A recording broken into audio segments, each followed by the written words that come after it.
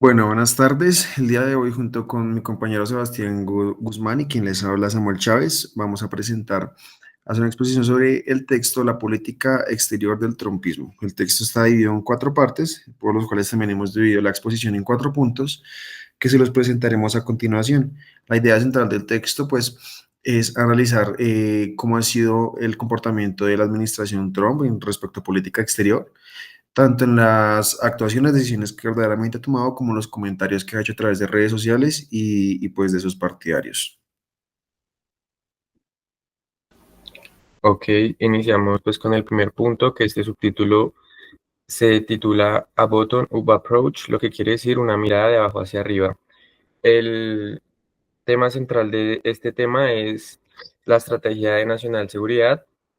y pues principalmente menciona que es una percepción errónea clasificar la política de Trump como aislacionista. Y pues esta metáfora se refiere a que Trump construyó su agenda no desde una teoría política o desde un consenso de élites, sino más bien desde una percepción recogida en la calle, desde el sector privado, desde su experiencia con los negocios, desde su experiencia empresarial, y pues es una estrategia más emocional que técnica. Estas percepciones, como lo menciono, son construidas pragmáticamente desde su experiencia y dentro de las cuales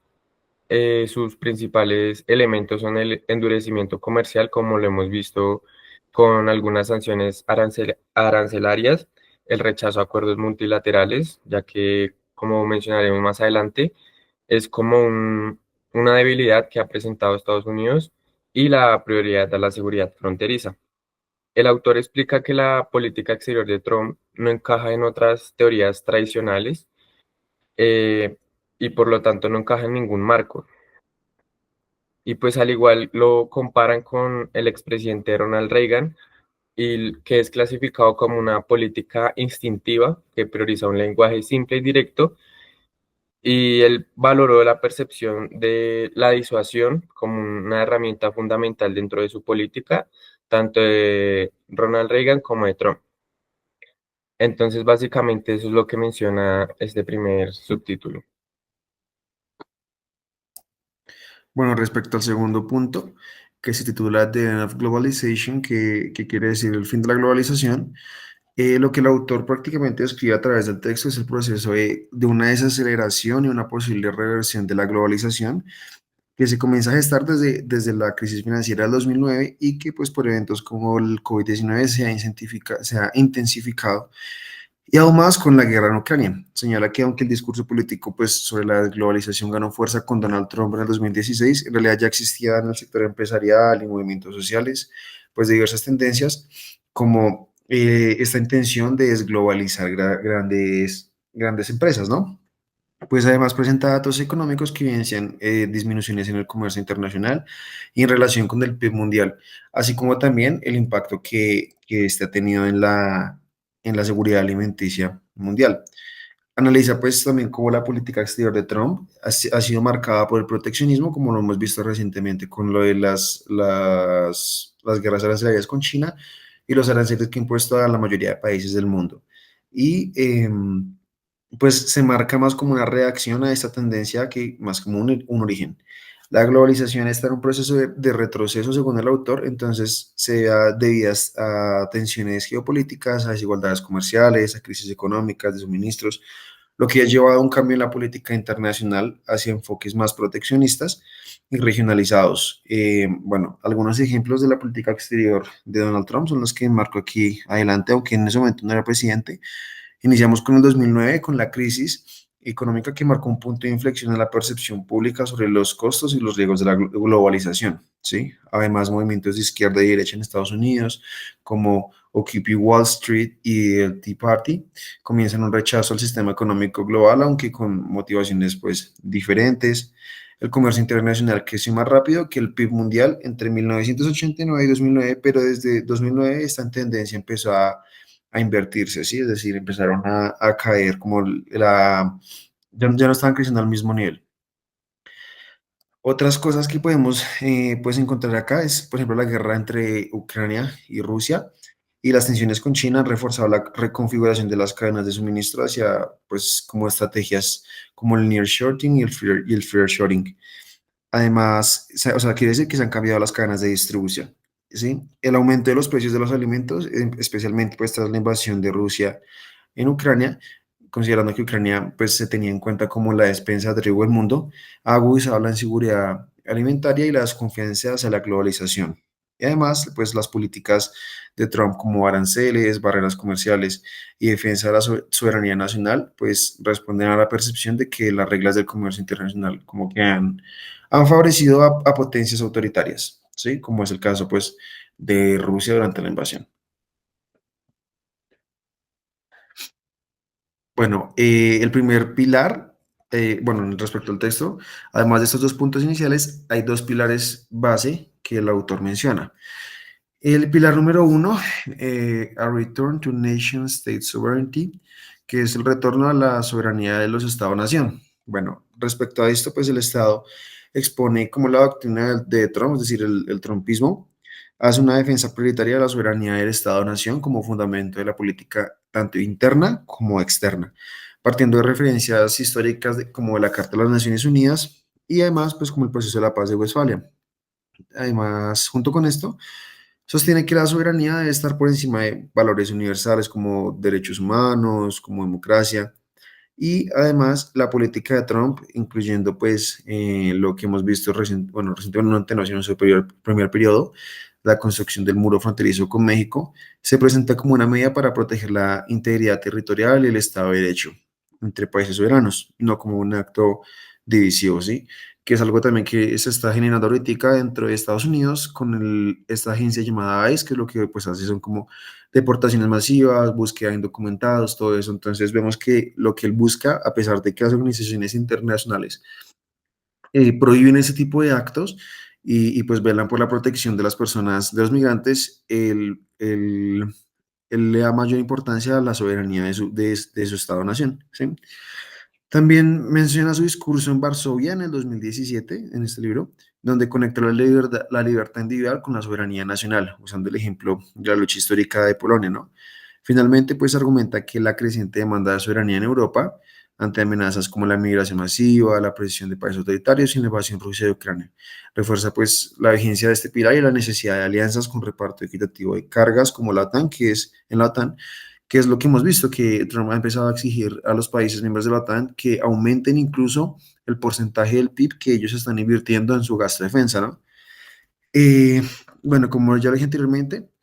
este primer pilar del trumpismo, que es la defensa de la soberanía del Estado-nación como pues un principio rector de las relaciones internacionales, ha situado como prioridad sobre otros valores universales y la aplica tanto a política interna como dentro de la cooperación internacional, ¿sí? Eh, Trump, entre otros puntos importantes, es que Trump pues, retomó principios de la soberanía, recogido de la Carta a la ONU, como lo dije anteriormente, y olvidado por muchos presidentes estadounidenses que priorizaron ideales universales, a pesar de que colocan a otros países por encima de lo que Trump considera que es lo más importante, que es América, es decir, Estados Unidos. Históricamente, la paz de Westfalia, como también lo dije al comienzo, pues sentó las bases del Estado-Nación moderno y cambió la relación entre los gobernantes y los ciudadanos. En su discurso de Varsovia, Trump vinculó, como ya lo recalqué, la soberanía y la libertad individual como valores inseparables, es decir, para él no hay diferencia entre la soberanía de los Estados-nación y la libertad individual. En ejemplos, en otros tipos de ejemplos, pues está, como lo dije anteriormente, que él lo que busca es equiparar la carga de países como la OTAN y que él realmente ya no está tan interesado en participar de manera directa en conflictos como Rusia, por ejemplo, sino que lo que él espera es que cada país de Europa, sabiendo que son los que están más cerca de esos territorios, al territorio ruso, pues empiecen a pagar más por su propia defensa y Estados Unidos centrarse en sus asuntos importantes, como es el caso con China, a quien realmente consideran una amenaza, ¿no? Entonces, pues esto lo que sugiere es que se están reforzando o cambiando la perspectiva que se tiene respecto al principio de la seguridad internacional y de la prosperidad internacional. Bien, ahora pues proseguimos con el segundo pilar, que se titula Burden Sharing, lo que quiere decir un reparto de cargas. Como ha mencionado mi compañero anteriormente, lo que este pilar busca es básicamente que los Estados miembros, en este caso puede ser de la OTAN, dividan sus gastos militares y que no sea Estados Unidos el que financie todo. Entonces, este pilar parte de la premisa de que las alianzas y la cooperación internacional solo son sostenibles si todos los Estados miembros contribuyen proporcionalmente en recursos y esfuerzos. Para Trump, muchas veces las instituciones multilaterales parecen de free riders. ¿Qué quiere decir esto? Son países que se benefician de las organizaciones internacionales, de ONGs o entre otras cosas, sin que ellos cumplan con su cota. El ejemplo más claro es, como lo mencionó mi compañero, en la OTAN en 2017, que solo 6 de los 28 países cumplían con su compromiso de destinar al menos el 2% del PIB en defensa, mientras que Estados Unidos cubría alrededor del 22% de la financiación. Esta presión provocó pues que en efecto se sumaran más de 130 millones de dólares adicionales en 2 años para la proyección de esto. Eh, También se mencionan otros puntos, que es pues que Estados Unidos no rechaza el multilateralismo, pero lo acepta siempre y cuando lo considere como algo que lo va a beneficiar y que no solo se van a aprovechar de Estados Unidos, por decirlo de esta manera. Él intentó reformar la ONU y también limitó su financiamiento en las operaciones de paz a un 25%. Y por otro lado, priorizó acuerdos bilaterales, es decir, sustituyó los acuerdos multilaterales